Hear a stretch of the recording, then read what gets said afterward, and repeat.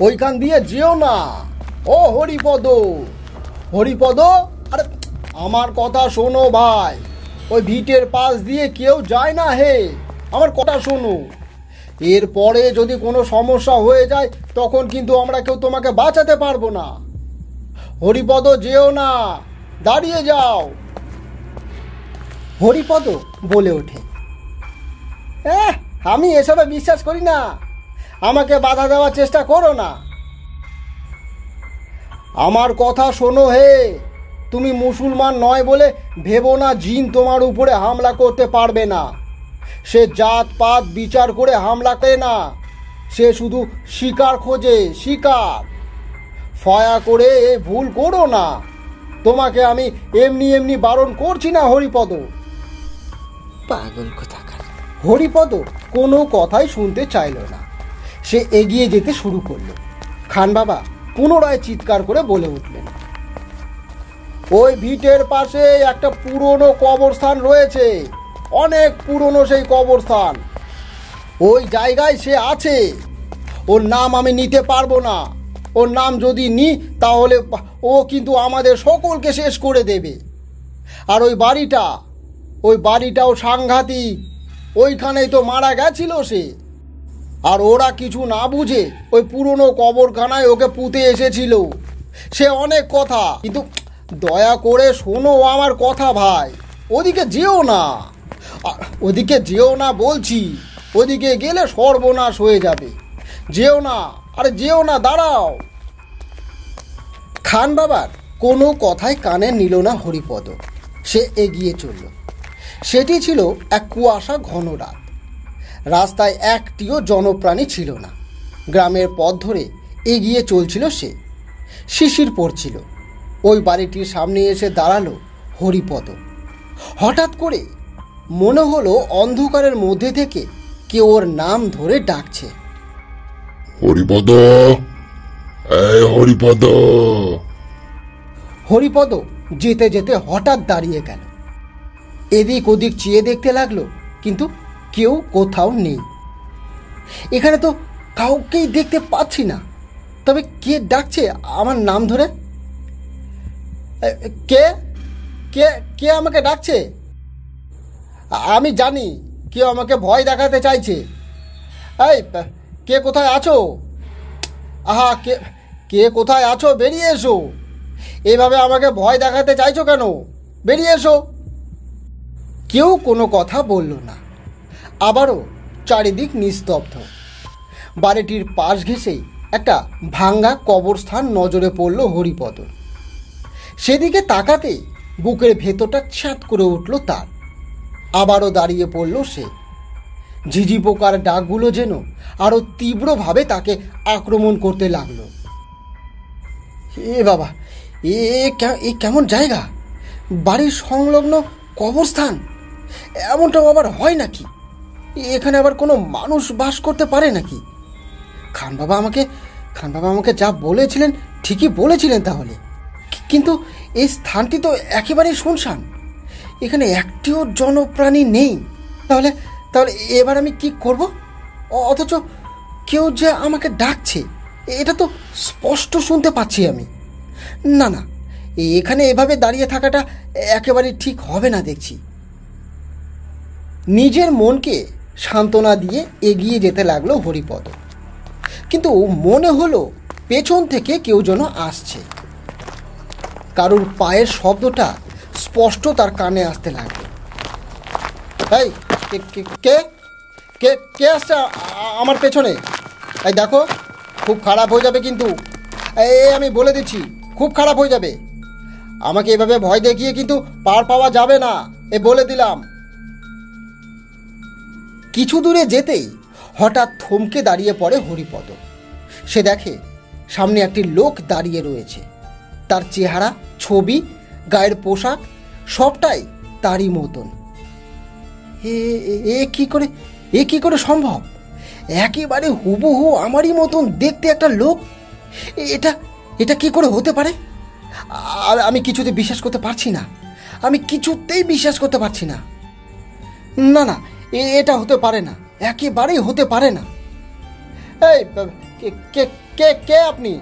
কে আপনি? কে বলুন তো?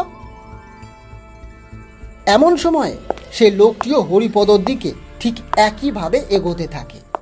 এটা এটা কিভাবে সম্ভব?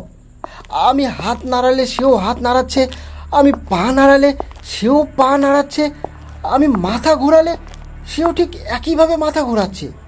কিন্তু কিন্তু কিভাবে সম্ভব? এও কি হতে পারে নাকি? না না, আমি এতটা ভুল কিভাবে দেখতে পাচ্ছি? এবার হরিপদ হাসল, সাথে সাথে দেখলো সেই লোকটিও হাসতে শুরু করেছে। কিন্তু এবারের হাসিটা ছিল বড়ই বিচিত্র। হরিপদ দেখলো লোকটির হাসি আর থামছে না, আর হাসতে হাসতে তার অবয়বের ঠোঁটের পাশ দুটো ক্রমশ ছড়িয়ে যাচ্ছে ধীরে ধীরে। ধীরে ধীরে সেটি ঠোঁটের সারণিকে ভেদ করে নরম মাংস ছিঁড়ে দাঁতগুলোকে বার করে নিয়ে আসছে তার সামনে। মনে হচ্ছে যেন কেউ সামনে থাকা মানুষটির ঠোঁটের পাশ হাত দিয়ে চিরিয়ে দিচ্ছে ঠোঁট দুটোকে। দাঁতগুলো বাইরে বেরিয়ে এলো সেই অবয়বের, আর সেই সঙ্গে গল গল করে রক্ত বেরোতে শুরু করলো। হরিপদ কিছু না বুঝে নিজের মুখটাকে ভালো করে হাত দিয়ে দেখতে শুরু করলো। সে দেখলো সামনে থাকা ওই অবয়বের শরীর থেকে মাংস গলে গলে পড়ছে। সে নিজের শরীরের দিকেও তাকিয়ে দেখতে লাগলো একবার, ঠিক তেমনটাই ঘটছে কিনা। কিন্তু তেমন কিছুই ঘটতে দেখতে পারল না সে। হাঁপাতে শুরু করলো হরিপদ।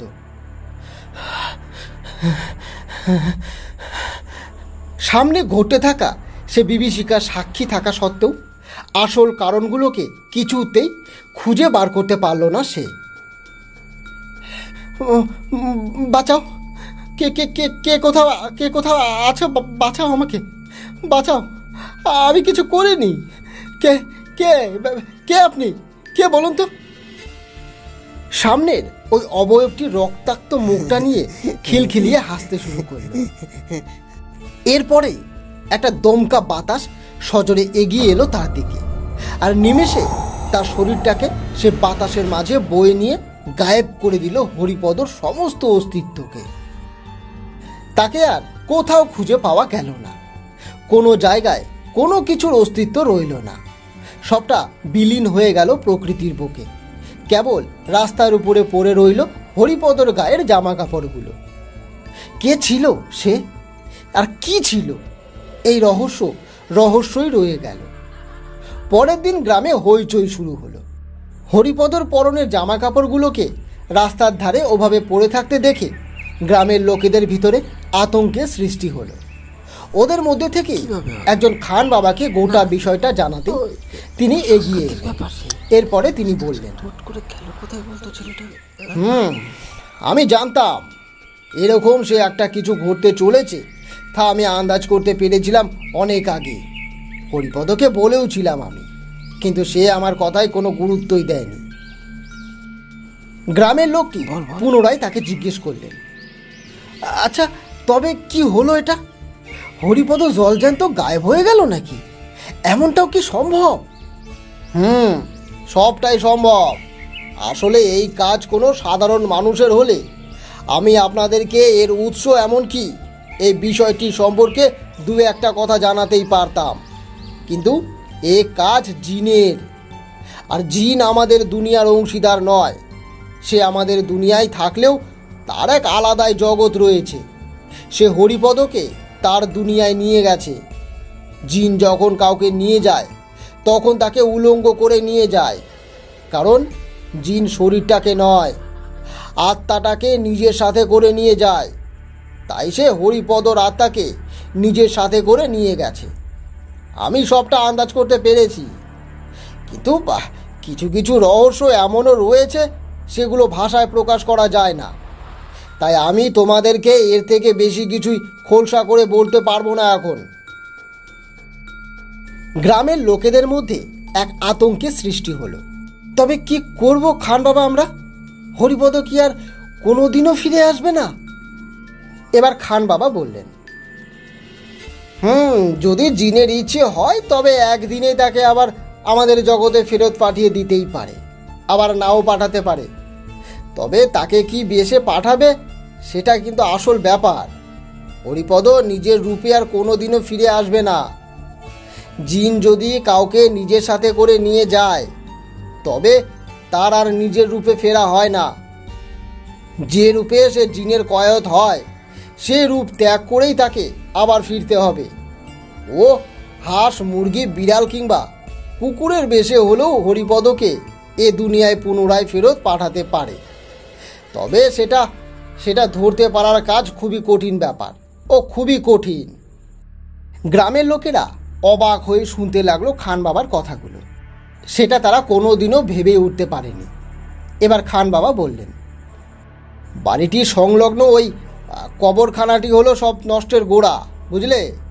কিন্তু এটিকে এখান থেকে অন্যত্র সরিয়ে ফেলা সম্ভবও নয়, কারণ যাদের এই ভিটে তারা তো এই মাটি ত্যাগ করে শহরে চলে গিয়েছে, এরপরে আর কোনো দিনও ফিরে আসেওনি। কিন্তু যে অভিশাপকে এই গ্রামের বুকে গিথে দিয়ে গিয়েছে সেটি তো মাথা চাড়া দিয়ে উঠেছে এবার। আর ঠিক তেমনটাই হয়েছে, অভিশাপ মাথা চাড়া দিয়ে উঠেছে। এখন যতক্ষণ না পর্যন্ত এই বাড়ির মালিকদেরকে খবর না দেওয়া হচ্ছে ততদিন পর্যন্ত এরা কেউই এখানে আসবে না, আর এই জমিটাকেও নষ্ট করবে না। যতক্ষণ না পর্যন্ত এই বাড়িটিকে ভেঙে গুড়িয়ে ফেলে এই স্থানটির নতুন করে সৎকারের কাজ করা হবে, ততদিন এই সকল বিপদের আশঙ্কা থেকেই যাবে। এখানে যে জিন রয়েছে সেটি একটি মহিলা জিন। তার গায়ের গন্ধ আমি ঠিকই চিনেছি। এ জিন কোনো সাধারণ জিন নয়, একে জিন বানানো হয়েছিল, তারপরে এ জিনে পরিণত হয়েছে।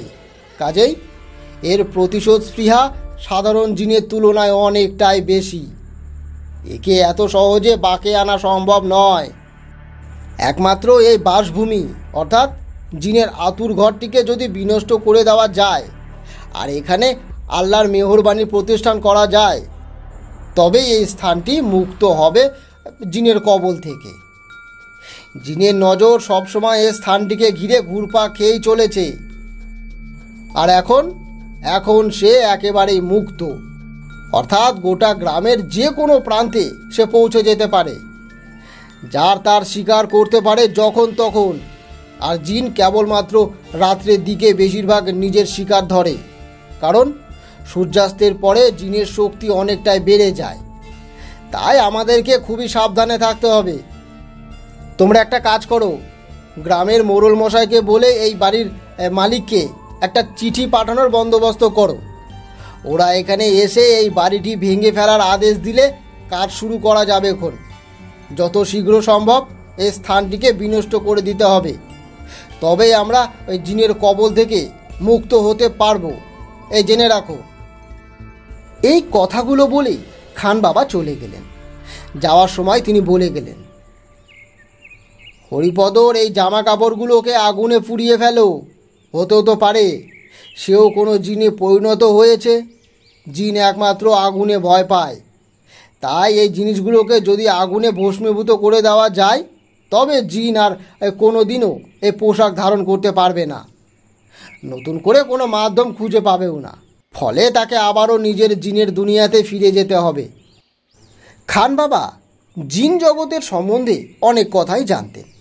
গ্রামের লোকেরা তাকে এক কথায় মাসিহা মানতেন, অর্থাৎ ঈশ্বরের দূতের দৃষ্টিতেই দেখত। তার কথা মতনই কাজ শুরু হলো। গ্রাম পঞ্চায়েতের কাছে গিয়ে তারা সব কথা জানালেন। এরপরে পঞ্চায়েত প্রধান পুরনো পুঁথি ঘেঁটে ওই গ্রামের বাসিন্দাদের একটি তালিকা তৈরি করলেন। সেখান থেকে ওই বাড়িটির মালিকের বিষয়ে সবটা জানতেও পারলেন। আর একটি জায়গায় কলকাতা শহরের ঠিকানাও খুঁজে পেলেন তিনি। এরপরে মুখুজ্জে মশাই সকলকে বললেন, এই গ্রামের মোড়ল হওয়ার কারণে আমাকে এই কর্তব্য পালন করতেই হবে। ওনারা এই গ্রামটি ত্যাগ করবার সময় ভাগ্যিস একটি ওই ঠিকানা লিখে রেখে গিয়েছিলেন। জানি না এই ঠিকানা সঠিক কি না, তবে কলকাতা শহরে থাকাকালীন এই চিঠিখানা মাঝে মাঝে বড়বাবু আমাকে লিখতেন। গ্রাম ত্যাগ করে চলে গেলেও তিনি আমাকে ভুলতে পারেননি। আসলে ওই বাড়িতে একটি দুর্যোগ ঘটেছিল, তবে কি দুর্যোগ সেটার বিষয়ে তিনি কোনোদিনও আমাদের কাউকে জানাননি।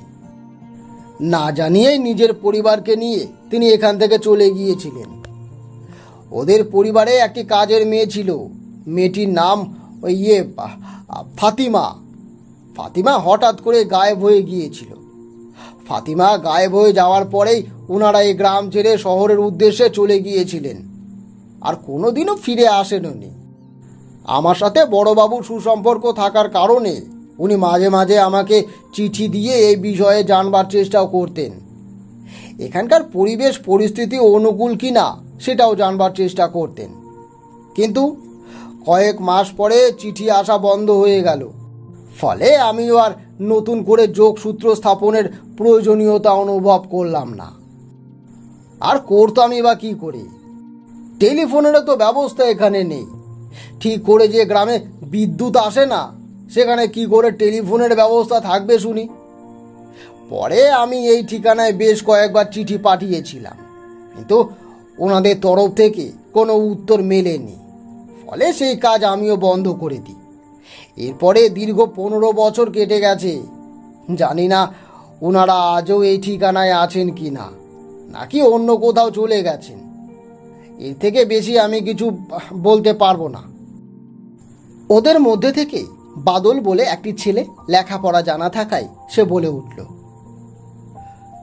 মোড়লমশাই, একটা না একটা তো চেষ্টা আমাদেরকে করতেই হবে। দেখুন না, আমি বরং এই ঠিকানাতেই একটা চিঠি পাঠাচ্ছি। না না, তবে ভয় নেই। এইসব ঘটে যাওয়ার ঘটনার বিষয়ে চিঠিতে আমি কিছু উল্লেখ করব না। কেবল তাদের কুশল সংবাদ নেওয়ার উদ্দেশ্যেই যে চিঠিটি পাঠানো হয়েছে এটাই জানাবো। আর সেই সঙ্গে এই জমিটিকে আমরা বিক্রি করে এখানে অন্য কিছু নির্মাণ করবার প্রয়োজন অনুভব করেছি, আর সেটি গ্রাম পঞ্চায়েতের সিদ্ধান্তে সেটা জানাবো। সাথে আপনার স্বাক্ষরও থাকবে এই চিঠিতে। বিষয়টিকে সরকারি আওতায় পেলে আশা করি তারা নাখোঁজ করতে পারবেন না। সবটাই সেভাবে সাজাতে হবে। দেখুন, তারপর যদি কপালে থাকে ঠিকই কেউ না কেউ আসবেন। আর ওই কবরখানাটিকেও তো ভেঙে ফেলার ব্যবস্থা করতে হবে নাকি? এমনিতেও মনে হয় না ওনারা আর এ জমিটিকে নিয়ে মাথা ঘামাবেন। তবুও না বলে ভেঙে দিলে পরে যদি শহর থেকে ওদের উত্তরসূরিরা এসে কেউ সমস্যা তৈরি করে, তখন আমরা কোথায় যাব? এই কারণেই আমি আপনাকে সরকারিভাবে কাজটি করতে বললাম। বাদলের কথার মধ্যে সত্যতা ছিল। মোড়ল মশাই তার কথা মতন ওই ঠিকানায় একটি চিঠি লিখে পাঠালেন। কয়েকদিনের মধ্যে চিঠিটির জবাবও ফিরে এলো। আপনারা আমাদেরকে এই বিষয়টি জানিয়ে ভালোই করেছেন। আমরা অনেক দিন ধরে ভাবছিলাম ওই বাড়িটিতে যাব, তবে এবারে আমরা ওই বাড়িটিকে হোটেলে রূপান্তরিত করতে চাইছি। খুব বড় ধরনের কিছু নয়, ওই ছোটোখাটো।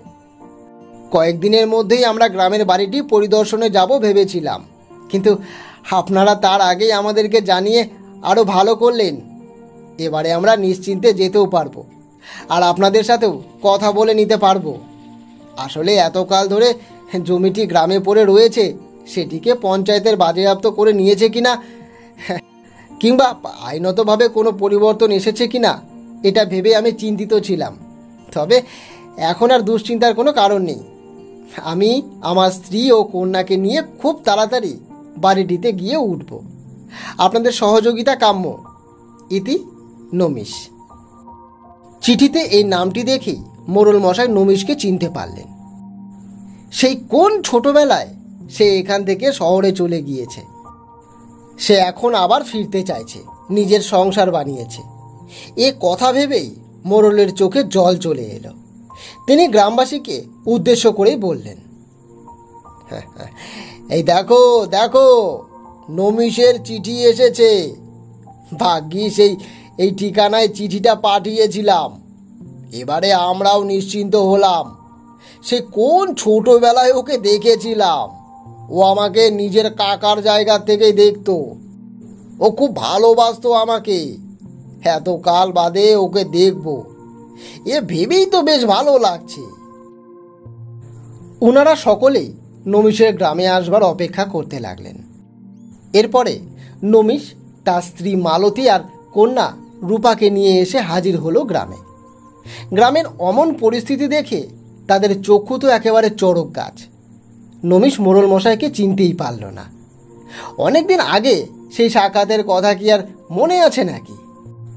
অনেক কথাবার্তার মধ্যে দিয়ে মোড়ল মশাই তাকে মনে করালেন। এরপরে তার সব কথা মনে পড়ল। নমিষ মোড়লকে উদ্দেশ্য করেই বলে উঠল, হ্যাঁ, বেশ তো কাকামশাই, তাহলে আমরা বাড়িতে গিয়ে উঠি নাকি? বাড়িটির যা বেহাল অবস্থা, ওখানে তো থাকাই দুষ্কর।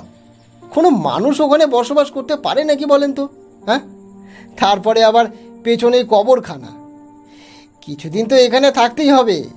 এরপরে শহর থেকে মিস্ত্রি ডেকে এই স্থান ভেঙে ফেলার ব্যবস্থা করতে হবে, না হলে তো হোটেল নির্মাণের কাজ শুরু করতেই পারবো না। তবে তার আগে কিছু কাল এই গ্রামে কাটাতে হবে। আরে না না, ভয় নেই, আমরা কেউই ওই ভূত পেতে তেমন বিশ্বাস করি না। মোড়ল মশাই চোখটা ঘোরালেন নমিষের দিকে, এরপরে তাকে জিজ্ঞেস করলেন, আচ্ছা বাবা, জিনে বিশ্বাস করো তো? জিনের নামটা শুনতেই মালতীর মুখে একটা ভয় কাজ করতে শুরু করলো। জিন আবার কি? এখানে জিনের উৎপাত আছে নাকি? খান বাবা সেই সময় এসে হাজির হলেন। তিনি বললেন, জিনের সম্পর্কে কথা বললে সম্মানের সাথে কথা বলা উচিত। তাকে কোনো বস্তু কিংবা কোনো জন্তুর জায়গা থেকে ভাবলে তার অভিশাপ আপনার উপরে পড়তেও পারে। তাই তার নামটা যতটা কম নেবেন সেটাই আপনাদের জন্য মঙ্গল। খুব সাবধানে নেবেন তার নাম, মনে থাকে যেন। আপনাদের বাড়ির উল্টো দিকে যে কবরখানা রয়েছে সেটি একটি মুসলিম কবরখানা। সেটি অনেক পুরাতন কবরস্থান। বাড়িটি ওই কবরখানার পাশে গড়ে উঠেছিল। তবে আমার বিশ্বাস, যিনি এই গৃহটি নির্মাণ করেছিলেন তিনি কবরখানার মাটি সংগ্রহ করে এই কালো জাদু করতেন। কোনো এক বিশেষ উদ্দেশ্যেই তিনি এই স্থানে গৃহ নির্মাণ করেছিলেন। না হলে শ্মশান কিংবা কবরখানার পাশে বাড়ি করলে কোনো দিনই সেই গৃহের সুখ শান্তি বজায় থাকে না। কারণ এই স্থলে বসবাসকারী আত্মারা প্রতিনিয়ত শান্তির আশায় এদিক ওদিক ঘুরে বেড়ায়। তারা মানুষের উপস্থিতি একেবারেই পছন্দ করে না। আর এক্ষেত্রেও তেমনটাই ঘটেছিল। ফাতিমার গায়েব হয়ে যাওয়ার ব্যাপারটাও ঠিক এমনই সন্দেহজনক। মালতী খান বাবার মুখে এই সমস্ত কথা শুনে চমকে উঠল। সে বলল, ফাতিমা কে? খান বাবা বললেন, ফাতিমা এই বাড়ির ওই পরিচারিকা ছিল। বাধ্যবাধকতা ছিল না বলেই হিন্দু পরিবারে মুসলিম পরিচারিকা রাখতে তারা পিছু পা হয়নি। সব কিছুই ঠিকই ছিল, কিন্তু এক বিশেষ অভিশাপের প্রভাবেই হয়তো ফাতিমা গায়েব হয়ে গিয়েছিল। ফাতিমার অনুপস্থিতি এই অঞ্চলটিকে আরো অনেক বেশি অভিশাপের ঘেরাটোপে নিয়ে এসেছিল। কিন্তু কেন ফাতিমা এভাবে গায়েব হয়ে গেল, আর সে কি আদৌ জীবিত ছিল নাকি তাকে কেউ ওই শেষ করে দিয়েছিল, সেটা কিন্তু আজও কেউ জানে না। ওই ইতিহাস কেউ জানে না আজ পর্যন্ত। এই গৃহের অতীতের মধ্যেই কোথাও না কোথাও ধামা চাপা পড়ে রয়ে গেছে। সময়ের পূর্বে কিছুই জানতে পারা যাবে না। আপনারা এতকাল বাদে এই বন্ধ ঘরে আবারও প্রবেশ করবেন। এই গৃহ এতকাল ধরে অনেক কিছুকে দেখেছে, তবে বোবা বাক্সের মতন সমস্ত স্মৃতিগুলোকে আঁকড়ে ধরে দাঁড়িয়ে রয়েছে। তার মুখ নেই, সে বধির, কেবল দুটা চোখ দেখেছে সবটা। তাই আপনাদের সামনে এই গৃহ কিছুই ব্যক্ত করতে পারবে না। কিন্তু দূর থেকে দাঁড়িয়ে দেখলেও আমি বুঝতে পারছি যে ওখানে কিছু আছে, এটি অবশ্যই আছে। আপনারা কিন্তু সাবধানে থাকবেন, ভেতরে আগুন জ্বালিয়ে রাখবেন, আর পারলে সুগন্ধি একেবারে ব্যবহার করবেন না। রাতের বেলা তো একেবারেই না, কারণ সুগন্ধি তাকে আকৃষ্ট করে। মাথায় রাখবেন কিন্তু। আর জোরে চিৎকার করে কথাও বলবেন না, ঝগড়াঝাটি করবেন না। আর শুধু তাই নয়, যদি কোনো শব্দ শুনতে পান, অন্ধকারের মধ্যে থেকে কেউ ডেকে উঠছে আপনার নাম ধরে, তাহলে সেটিকেও এড়িয়ে যাবেন না। জানবেন সে এসেছে, সে আপনাদের আশেপাশে রয়েছে। তারপরে হঠাৎ করে বাড়িটি ছেড়ে বেরিয়ে যাওয়ার চেষ্টাও করবেন না। কারণ ফাঁকা গৃহ শয়তানের আস্তানা হয়ে ওঠে, এটা মনে রাখবেন। আমাকে ডাকবেন, যদি কোনো সমস্যা তৈরি হয় তবে আমি ওই পরিস্থিতি পর্যবেক্ষণ করে আপনাদেরকে বলে দেব। নিজেরা হঠকারিতায় কোনো সিদ্ধান্ত নেওয়ার চেষ্টা করবেন না। ঠিক আছে, আমি এখন আসছি। আমার নামাজ পড়বার সময় হয়ে গেছে, আমাকে এখন যেতে হবে। আমি চললাম মোড়ল মশাই। এই বলেই খান বাবা সেখান থেকে চলে গেলেন। ওরা কথাগুলো শোনার পরে অনেকটাই আতঙ্কিত হয়ে পড়ল। মালতী নমিশের উদ্দেশ্যেই বলে উঠল, এখানে এখানে না আসলেও বোধহয় ভালো হতো। একই মেয়ে এসব ভয় পায়, তারপরে বাড়ির পেছনে কবরখানা, কি হতে কি হবে কিছুই বলা যায় না। এ তো আমরা যেচে বিপদের সামনে এসে উপস্থিত হলাম গো। এখন কি করব বলো তো? আমার তো এই বাচ্চা মেয়েটিকে নিয়ে বেশি চিন্তা। আহা, এত ভেবো না, আমরা তো কয়েকদিনের অতিথি মাত্র। এখানে থেকে সব কিছু গুছিয়ে তারপরে তো আবারও শহরে চলে যাব। আমরা কি আর এখানে থাকতে এসেছি নাকি? তাই অযথা এসব নিয়ে দুশ্চিন্তা করো না। নাও নাও, চলো চলো তো এবার যাওয়া যাক, চলো।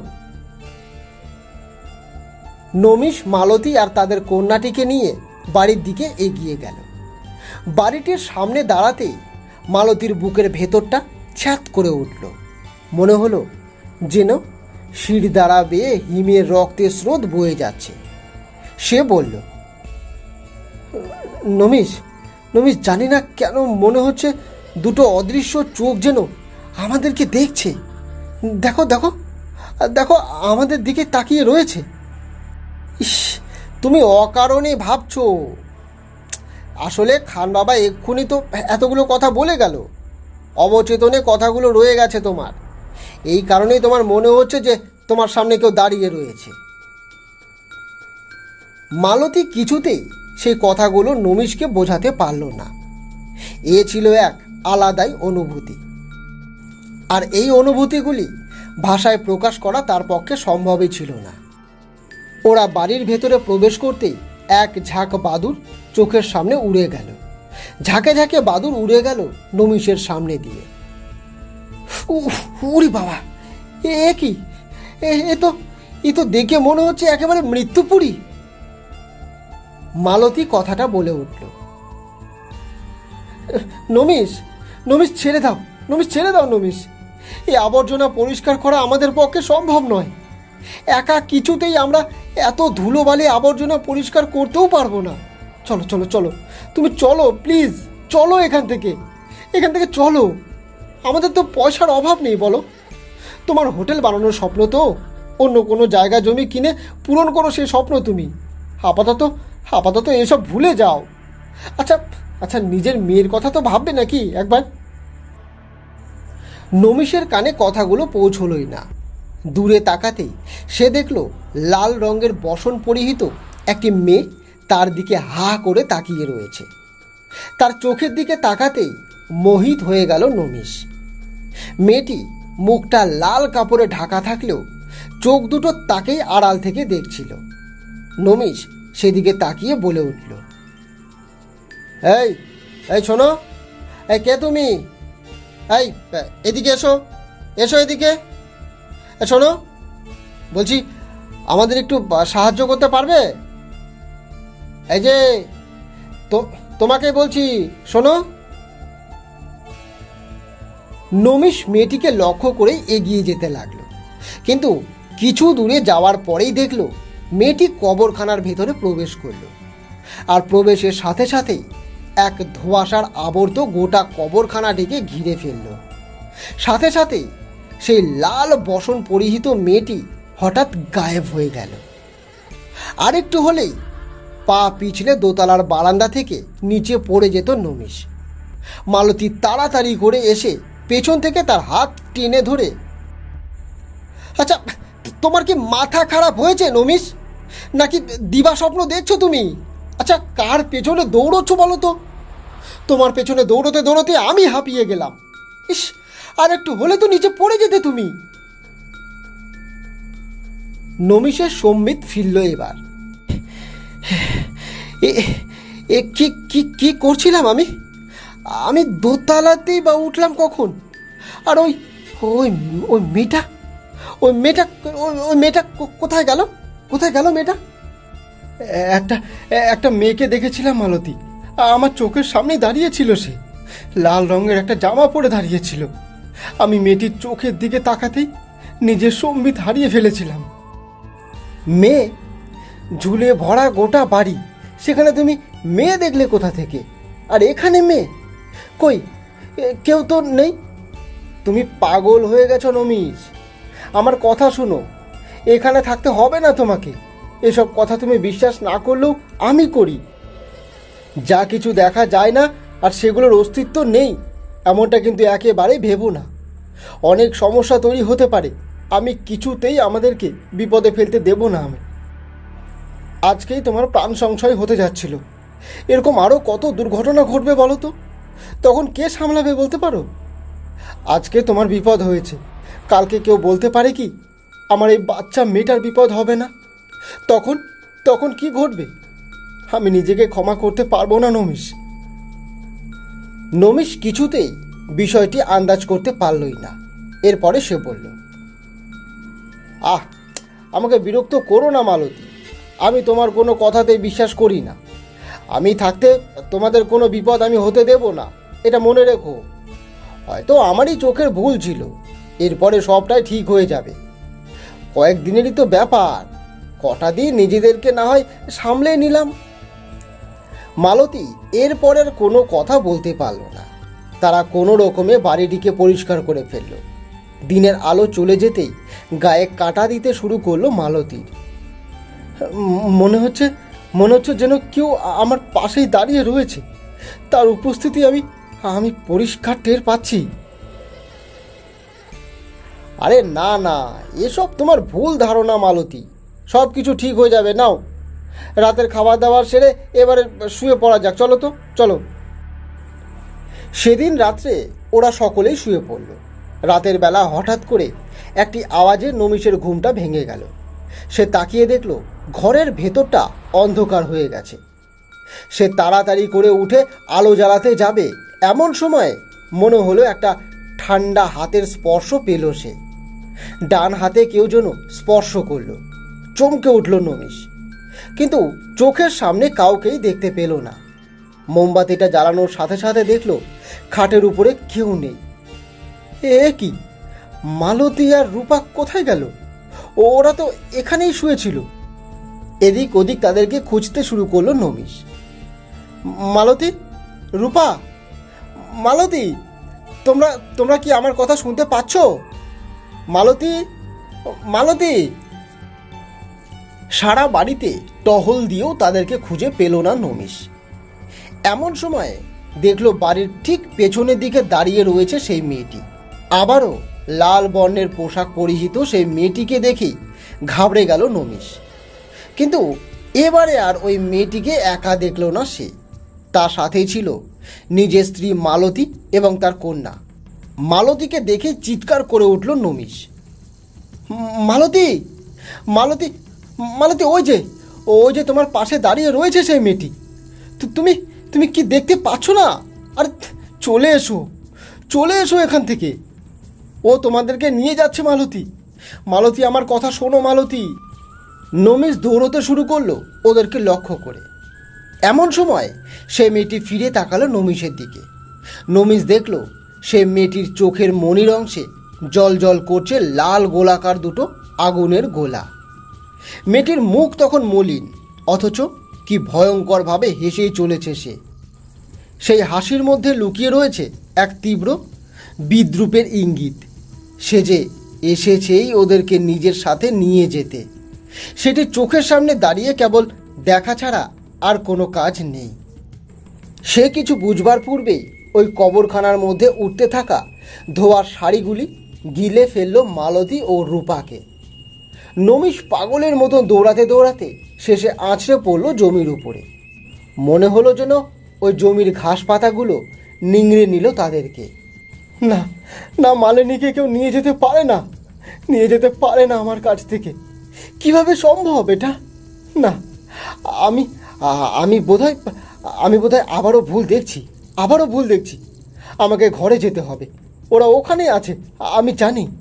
মালতী বলছিল না যে আমি ভুল দেখছি? আমারও সেটাই মনে হচ্ছে। এভাবে কি কেউ চোখের সামনে থেকে গায়েব হয়ে যেতে পারে নাকি?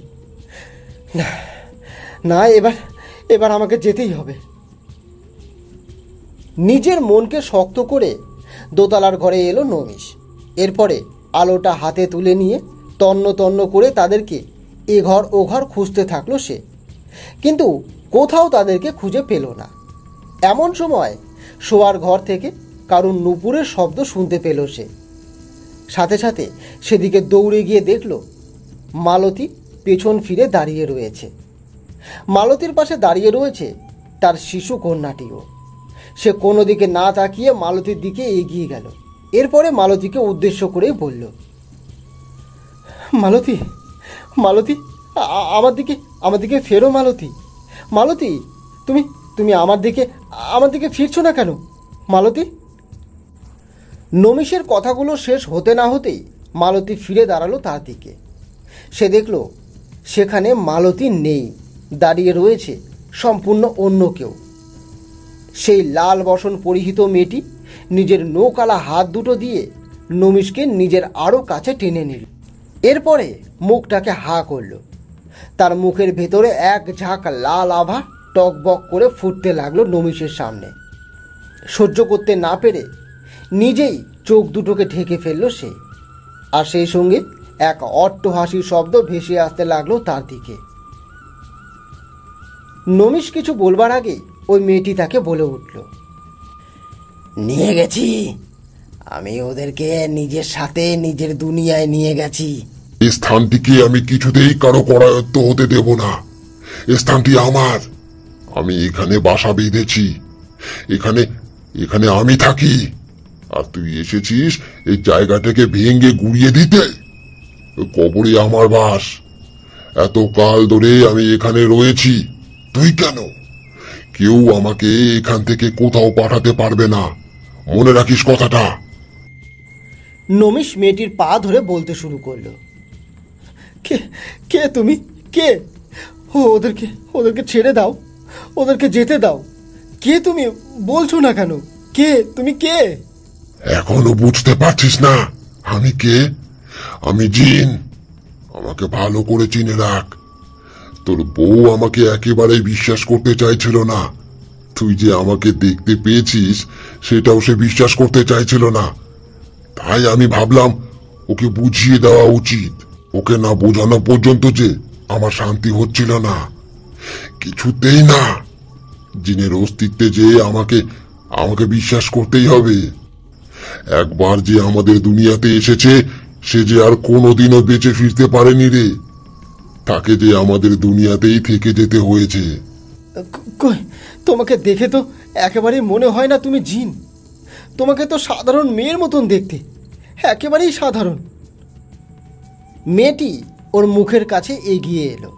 তারপরে চোখটাকে নমিষের চোখের দিকে নির্দিষ্ট করে বলতে শুরু করলো, আমি ফাতিমা। আমি এখানেই থাকি। এখানে আমি কাউকেই শান্তিতে থাকতে দেব না, কিছুতেই না। যারা আমার শান্তি ভঙ্গ করতে আসবে তাদেরকেও এখান থেকে যেতে হবে। আমি কাউকেই প্রাণে মারি না। আমি আরো বড় ভয়ঙ্কর রে। আমি তাদেরকে জিনের দুনিয়ায় নিয়ে যাই। যে দুনিয়ার কথা শুধু লোকে শুনেছে, সেই দুনিয়ায় গেলে কেমন লাগে জানিস তোরা? কেউ জানিস না? যাবি নাকি বল? যাবি নাকি আমার সাথে? চল। নমিষের শিরাবে হিমের রক্তের স্রোত বয়ে গেল। সে কিছুই বলতে পারল না, কেবল ঠক ঠক করে কাঁপতে শুরু করলো। অমন সুন্দর একটি চেহারার পেছনে যে এমন ভয়ঙ্কর একটি রূপ লুকিয়ে থাকতে পারে, সেটি দেখেই নমিষ বাকরুদ্ধ হয়ে গেল। তার ভাষা হারিয়ে যেতে লাগলো। কোনোদিনও এমনটা দেখেনি সে। চিৎকার করে উঠল সে, না না, কি! তার চিৎকার থামার সাথে সাথেই ঘরের আলোটা আবারও জ্বলে উঠল। সে তাড়াতাড়ি করে বাড়ি থেকে বেরিয়ে বাইরে এলো। গ্রামের দিকে দৌড়তে শুরু করলো সে। এরপর মোড়লের বাড়ির সামনে গিয়ে অজান্তেই সজোরে দরজাখানা ধাক্কাতে শুরু করলো। কেউ আছেন? কেউ আছেন? আছেন কেউ? আমি চরম বিপদে পড়েছি। ও যে সবাইকে নিয়ে চলে গেছে। কেউ আছেন? কেউ কি আছেন? এমন সময় মোড়ল মশাই দরজাখানা খুলে ঘরের বাইরে এসে দাঁড়ালেন। নমিষের এমন অবস্থা দেখে তিনি এক প্রকার আঁতকেই উঠলেন। এরপরে তাকে হাত ধরে ঘরে এনে বসালেন তিনি। কি হয়েছে নমিষ? আরে কি হয়েছে বলো না। নমিষ জড়ানো স্বরে বলতে থাকলো,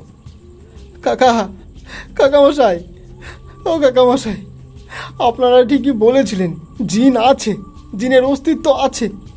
আমি নিজের চোখে তাকে দেখেছি, নিজের চোখে। খান বাবা আজকে সকালে যার কথা বলেছিলেন, আমি তাকে নিজের চোখে দেখেছি। উনার বিশ্বাস একেবারেই সত্যি। ওই জিন খান বাবা। খান বাবার নামটা নমিষের মুখে শোনার সাথে সাথেই মোড়ল মশাই চমকে উঠে তার দিকে তাকালেন। জিনের বিষয়টা যে এতটাই সত্যি এবং জিন যে তাদেরকে শেষ করতে এসেছে এই বিষয়টি ভাবতেই মোড়ল মশাইয়ের শিরদাঁড়া বেয়ে হিমের রক্তের স্রোত বয়ে গেল। তিনি বললেন, আমি তো এ সকল বিষয়ে সেভাবে কিছুই জানি না। একমাত্র খান বাবা ব্যতীত কেউ তোমাকে এই বিষয়ে সাহায্য করতে পারবে না। তোমাকে এক্ষুনি খান বাবার মাজারে যেতে হবে। মাজারের দূরত্ব এখান থেকে খুব বেশি নয়, কিন্তু এত রাতে কি তুমি তার খোঁজ পাবে? যাই হয়ে যাক না কেন, যেতেই হবে তোমাকে, না হলে নিস্তার নেই। উনি যা যা বলেছিলেন সব কিছু যে একেবারে সত্য প্রমাণিত হবে সেটা আমি কল্পনাতেও আন্দাজ করতে পারিনি। নাও চলো চলো এবার। এই বলেই মোড়ল মশাই নমিষকে সাথে নিয়ে খান বাবার মাজারের দিকে এগোতে শুরু করলেন। মাজারে পৌঁছানোর পরে তারা ভিতরে প্রবেশ করল। সেখানে খান বাবা বিশ্রাম করছিলেন। এক বিচিত্র গন্ধ নাকে যেতেই খান বাবার ঘুম ভেঙে গেল।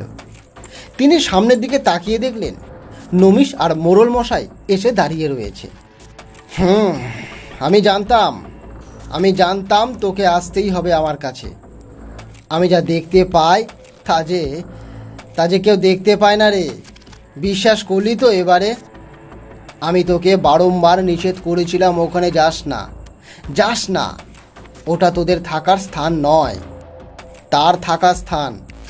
আর সে কাউকে নিজের শান্তি নষ্ট করতে দেয় না। সে কাউকে তার শান্তির খোঁজ করতেও দেয় না। তোরা তার ডেরায় গিয়ে ভাগ জমিয়েছিস। আমি সবটা দেখতে পাচ্ছি, সবটা। নিজের চোখ দুটোকে উপরের দিকে তুলে সবটা দেখতে শুরু করলেন খান বাবা। এরপরে বললেন, সর্বনাশ ঘটে গেছে, সর্বনাশ। সে নিয়ে গেছে তোর স্ত্রী ও কন্যাকে নিজের সাথে করে, নিজের দুনিয়াতে চলে গেছে সে। অনেক দেরি করে ফেলেছিস রে তুই, অনেক দেরি করে ফেলেছিস। নমিষ হাউমাউ করে কাঁদতে শুরু করল। আমার লোভ সব কিছু আমার লোভের জন্য হয়েছে। আমি লোভ করেছিলাম বলেই আজকে এই বিপদ। আমি কি করবো এবারে খান বাবা? আমি কি আমার স্ত্রী আর কন্যাকে কোনোদিনও ফিরে আনতে পারবো না? আর এই জমিটাকে কি কোনোভাবে নষ্ট করে ফেলা যায় না? ওইখানে অনেকগুলো কবর রয়েছে। কোন কবরে ওর বাস আমি তো কিছুই জানি না। উপায় আছে একটা, অন্তিম উপায় বলতে পারিস। তবে জিন তখনই কাউকে ফিরিয়ে দেয় যদি কেউ স্বেচ্ছায় জিনের সাথে তার দুনিয়ায় যেতে রাজি হয়। আমি যাব ওর সাথে, আমি যাব। তবু আমি মালতীকে আর রূপাকে ফিরিয়ে আনতে চাই। জিন ওভাবে কাউকে নিজের ইচ্ছেতে নিয়ে যায় না রে। ইচ্ছে প্রকাশ করলেও নিয়ে যায় তাদেরকেই যাদের মধ্যে সেই শুদ্ধ চেতনা আছে। জিনকে আকৃষ্ট করতে পারার ক্ষমতাও প্রয়োজন। মালতীর মধ্যে সেই ক্ষমতা ছিল, তাই সে নিয়ে গেছে তাকে। আত্মার প্রতি অনুগত্য আর ভালোবাসা জন্মাতে হবে জিনের প্রতি। আমি এই কাজ করতে পারবো, কারণ আমি নিজের মন্ত্র শক্তির মাধ্যমে আমার উপরে জিনের অধিকার প্রতিষ্ঠা করতে পারবো। সে সহজেই আমার প্রতি আকৃষ্ট হবে। আমাকে নিজের আহুতি দিয়ে ওদেরকে ফিরিয়ে আনতে হবে। খান বাবার মুখে এ কথা শুনে মোড়ল মশাই চমকে উঠলেন। এরপরে তিনি বললেন, না না, আপনি হলেন আমাদের মাথার উপরে ছাদ। আপনি সরে গেলে আমরা সকলেই যে অনাথ হয়ে যাব। আমার কাছে যে আর কোনো উপায় অবশিষ্ট নেই মোড়ল। তোমরা কেউ এই কাজ করতে পারবে না। সবার আগে আমাকে সেই কবরের সন্ধান করতে হবে। ওই কবরের আড়ালেই লুকিয়ে রয়েছে তার শরীরটা। ওকে ডাকতে হবে। ও আমার সামনে এসে দাঁড়ালে তবেই আমি জিজ্ঞাসা করতে পারবো ফাতিমার সাথে কি ঘটেছিল, কেন ফাতিমা জিনে পরিণত হতে বাধ্য হয়েছিল। এই সবের উত্তর কেবলমাত্র সেই দিতে পারবে। জানি না সব কিছু সে জানবে কি না, তবে আমার বিশ্বাস আমার শক্তির কাছে তাকে পরাস্ত হতেই হবে। পবিত্র আল্লাহর শপথ খেয়ে আমি বলছি, আমার মনে প্রাণে যদি আল্লাহর অবস্থান থাকে আর আমি যদি নিয়মিত নামাজ কোরআন পাঠ করে থাকি, তাহলে এই পবিত্র শক্তির কাছে ফাতিমাকে পরাস্ত করতেই হবে। আমি তোমার কোনো ক্ষতি হতে দেব না নমিস। আমার অর্ধেক জীবন তো কেটেই গেছে। তোমার আগেও এই গ্রামের অনেকের সাথেই এমন অঘটন ঘটেছিল। হারাধনও গায়েব হয়ে গিয়েছিল, আরও কতকে। কাউকেই আমি রক্ষা করতে পারিনি। তাই এখন একটাই উপায়, আমাকে নিজের প্রাণের বিসর্জন দিয়েও এই গ্রামকে রক্ষা করতেই হবে। ওই কবরের মধ্যে রয়েছে সে ভয়ঙ্কর জিনের শক্তি। আর দেরি করলে চলবে না। আজকে রাতের মধ্যে এই কাজ সেরে ফেলতে হবে, যে করেই হোক, যেভাবেই হোক। এই বলেই কোরআন সহ আরও কিছু পবিত্র জিনিসপত্র নিয়ে খান বাবা এগিয়ে চললেন ওই কবরের দিকে। সাথে রইল নমিস ও মোড়ল মশাই। তারা এসে পৌঁছলেন সেই কবরের সামনে। খান বাবা বললেন, এখানে দাঁড়াও তোমরা, আমাকে কবরের ভেতরে যেতে দাও। আমি সেখানে গিয়ে ঠিকই ওদের সন্ধান করতে পারবো, তবে আমি না বলা পর্যন্ত তোমরা কেউ ভেতরে আসবে না। মনে রেখো, বিপদ কিন্তু বলে আসে না। এ কোনো সাধারণ পেত নয়। জিনের সাথে লড়াই করতে পারা অত সহজ নয়। সে আমাদের সমস্ত পরিকল্পনার কথা আগেই জেনে গেছে। খান বাবার কথা শুনে নমিস ও মোড়ল মশাই সাবধান হয়ে গেলেন। খান বাবা কবরের ভেতরে প্রবেশও করলেন। তিনি দেখলেন একটি কবরের সামনে দাঁড়িয়ে রয়েছে একটি সাদা মূর্তি। তার সারা শরীর থেকে ধোঁয়া নির্গিত হচ্ছে। তিনি নিজেকে বোঝালেন, জিনেদের দ্বাররক্ষী এখানে কি করছে? এ তো পাহারাদার। তবে সাধারণ মানুষ তো একে খালি চোখে দেখতে পাবে না। এ বিশেষ আতশ কাঁচ দিয়ে আমি তাকে লক্ষ্য করতে পারছি। অথচ কাঁচটিকে চোখ থেকে সরানোর সাথে সাথেই আর কিছু দেখতে পেলেন না তিনি।